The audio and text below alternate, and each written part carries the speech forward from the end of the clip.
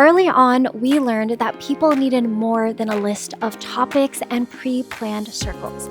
They needed practical solutions to real challenges, a way to design circles around the people that are actually in the room while considering the community's needs and real factors that impact the circle, like time, accessibility, and interpersonal dynamics.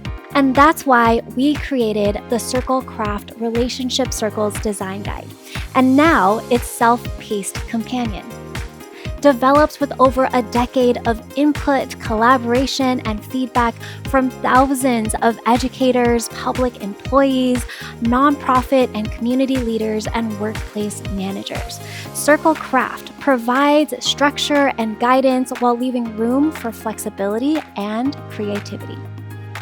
So in the Self-Paced Companion, I walk you through the process step by step and model how to design 4 different types of relationship building circles.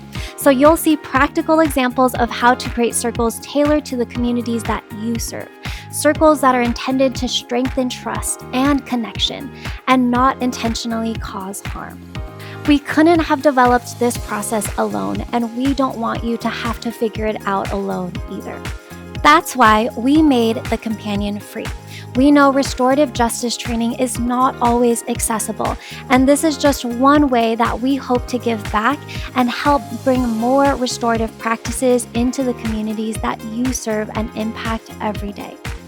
So you don't need the CircleCraft Design Guide to participate. You can still sign up, take the course, and you'll still gain practical guidance to begin your circle practice or refine the work that you're already doing. So take the course, share it with your team, and let's CircleCraft together.